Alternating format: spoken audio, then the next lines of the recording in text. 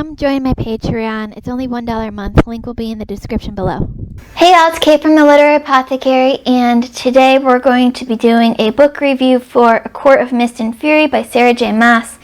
And this is book 2 in the Court of Thorns and Roses series, and I'm just going to say this at the start. Obviously, there's going to be spoilers for book 1 in this review because you can't talk about a second book in a series without spoiling what happens in the first. So if you haven't read book 1 and you don't want to be spoiled, then stop here. Thank you for your views. Thank you for your love and attention, and go read the book and then come back once you've read book 1 and book 2 so you're not spoiled.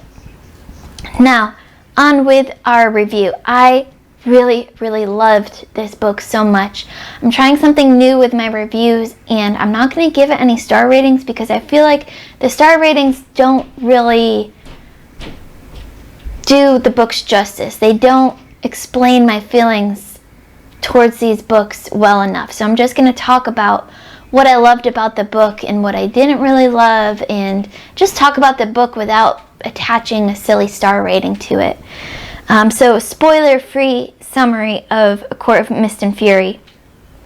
Feyre is now High Fae, and she's got powers and the lifeline of the High Fae, but she's haunted from what she had to do under the mountain to save Tamlin and his family. Now her marriage to Tamlin looms ahead, and Rhysand is collecting on their bargain. Feyre finds herself split between Rhysand and the infamous Night Court and Tamlin and the Spring Court. While she navigates a dark web of politics and passion and absolutely dazzling powers, a greater evil looms, and Feyre might just be the key to saving everyone in this world. So, like I said, I loved this book so much. It had so many twists and turns in it. I loved the dark politics in it. Rhysand, we get behind the scenes of Rhysand, and I'll talk about that in just a minute when we go into spoilers. But I just loved everything that happened in this book. Yes, there were parts that were a little bit longer than they needed to be.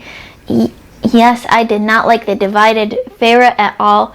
Either choose Rhysand or choose Tamlin. You didn't like Tamlin, that's why you ran away with Rhysand, so make a choice. Don't go back and forth on wishy-washy. Choose where your passion lies and go with it. I loved the characters, all of the characters. We met new characters in here. I am 100% Team Rhysand. I just sympathized with him so much in this book, and I loved his character so much. So let's get into spoilers now. Rhysand takes Feyre away just as she is about to marry Tamlin, calling it part of the bargain. Then we get all of the secrets of Rhysand's Night Court. We learn Rhysand's true motivations, and this is where I really felt sympathy for Rhysand.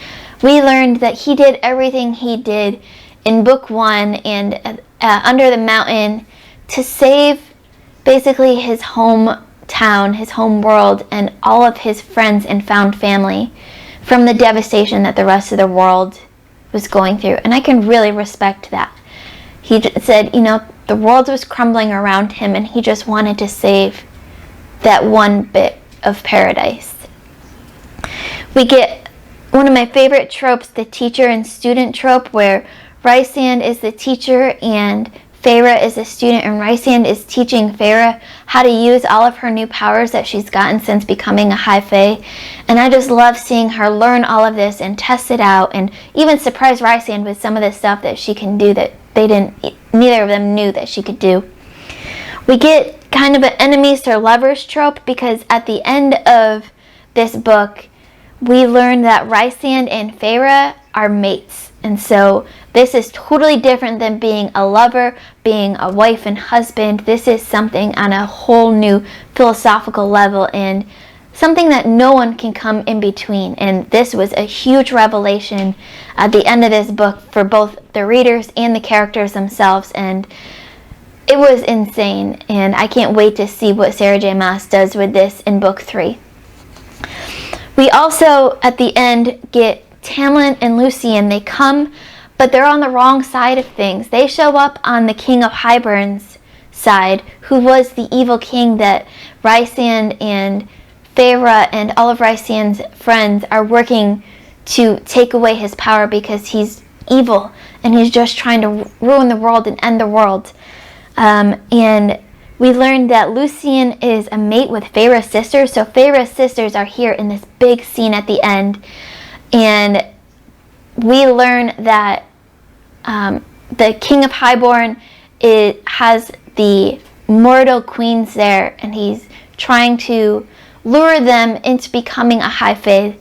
And he uses Feyre's sisters as a test to prove to them that if they go through this magical potion, this magical transformation, that they're still going to be okay. They're still going to be alive and fine, and there's not going to be any problems. So he has essentially kidnapped Feyre's sisters as this test and is holding them over her. And as soon as her sisters become high fae, Lucien realizes that he's a mate for one of the sisters, and so that throws another curveball into the story, and especially Lucien's story.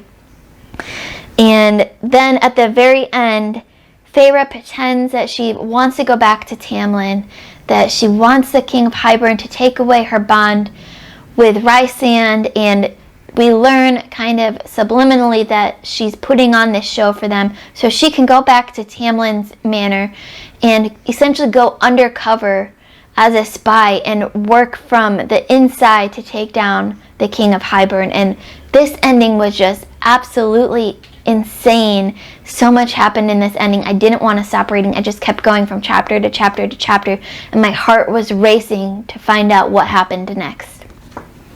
So now let's talk about some of my favorite quotes from this book. The voice was at once the night and the dawn, and the stars and the earth. And I just love that quote. The issue isn't whether he loved you, it's how much. Too much love can be a poison. And this is Rhysand talking to Feyre about Tamlin's love for her and how he loved her so much that he kept her in prison in the house because he was afraid of anything happening to her. And Rhysand said, this has become a poison. He's kept you prisoner in your own house and you can't go anywhere. And just proof that sometimes too much love is a bad thing. When you spend so long trapped in darkness, Lucien, you find that the darkness begins to stare back. And so that's my review for A Court of Mist and Fury. Let me know in the comments what you thought of this book. I can't wait to read book 3. If you like what you saw in this video, come join my Patreon. It's only $1 a month and we have so much fun there. Don't forget to like, comment, subscribe, and hit that notification bell so you get notifications whenever I put a new video up. Keep reading, and I love you all to the moon and back. Bye.